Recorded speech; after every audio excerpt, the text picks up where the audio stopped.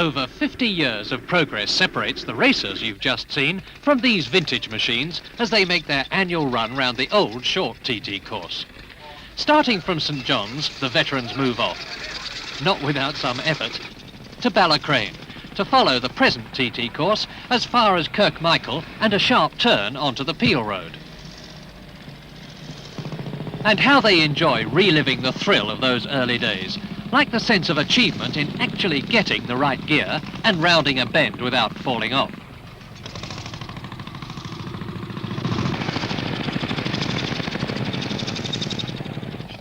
Along the coast road from Kirkmichael to Peel, there's the notorious Devil's Elbow, one of the most exciting hazards of the old TT course. Perhaps the road is wider now and the surface smoother, but otherwise the corner is almost unchanged since the first TT race of 1907.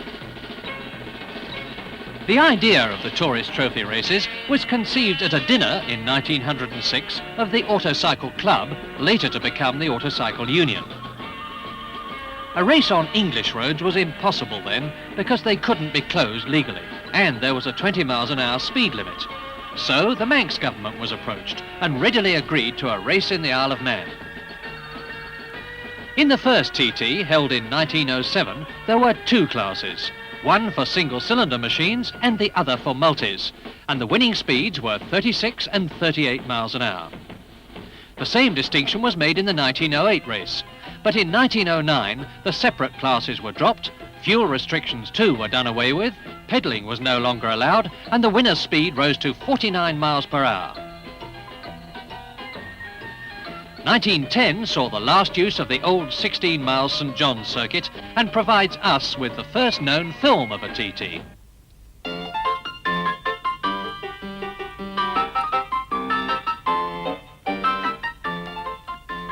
They had some pretty odd ideas too.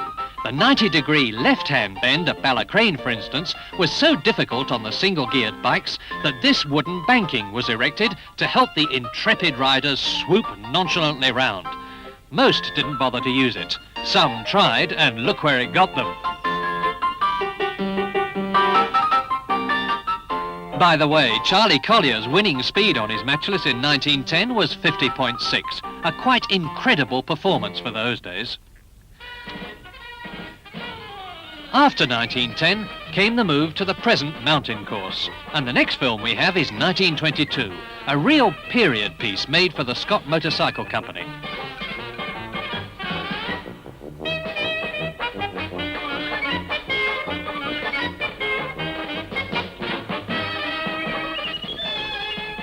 Back to breakfast. And apparently a complete overhaul.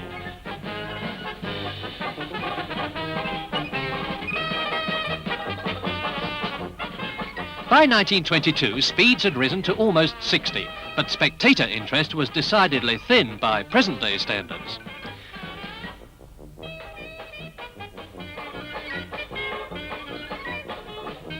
The pit routine was much the same as it is today, with Boy Scouts playing an important role.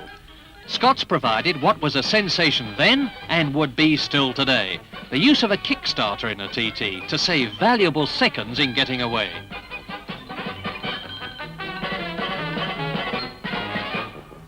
This was the first occasion for 10 years that any make qualified for the manufacturer's team award. Scots won it with 3rd, 4th and 9th places, but the individual winner was Alec Bennett on a Sunbeam. 7 years later, machines like Sunbeam, Rudge, Velocet and AJS, and names like Bennett, Handley, Dodson and Simpson were on every enthusiast's lips. The course had been improved, and riders no longer had to decide which cartwheel rut to follow up the mountain. In 1929, little Charlie Dodson won the senior for the second time. And here's his Sunbeam, which lapped at 73. 1930, the senior TT, with Jimmy Simpson having trouble starting his Norton, was a year notable for two reasons.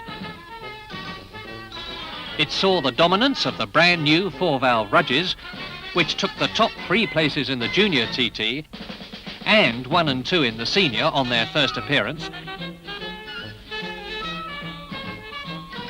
and the last of his 4 wins in 12 years of island racing, by the brilliant Wal Handley, with a record lap at over 76 miles an hour. 1934, appalling conditions, wet and misty, as Stanley Woods pushes off his Swedish Husqvarna V-twin.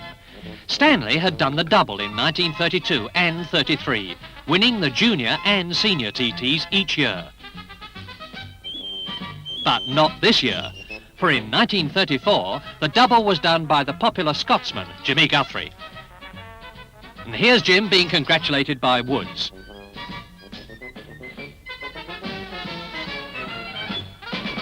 After the Second World War, the races were revived in 1947, and Harold Daniel won his second senior on a Norton at an average of 82.8, slower than pre-war speeds due to pool petrol. There were additional clubmen's races too, which gave newcomers more opportunities to race over the famous mountain circuit and learn the hard way.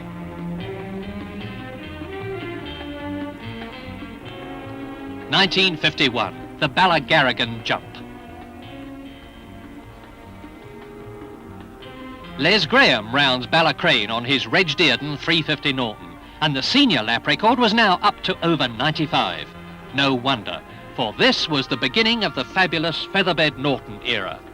Introduced in 1950, the Featherbed was destined to become one of the really great machines in TT history, winning 9 TTs in 5 years, before the Italian dominance began in 1955. And 4 of those 9 TTs were won by a young riding genius. Here he is, Jeff Duke. 1961, the 50th year of the mountain circuit. Lap speeds of over 100, thanks to great names like Derek Minter, Jim Redman, and another Rhodesian, Gary Hocking. Alistair King here, seen at Ramsey. Tony Godfrey, and Australian Tom Phillis on the Works Norton twin. Number 1, the great Bob McIntyre, and a young man who created a new TT record by winning 3 of the races, Stanley Michael Bailey Halewood.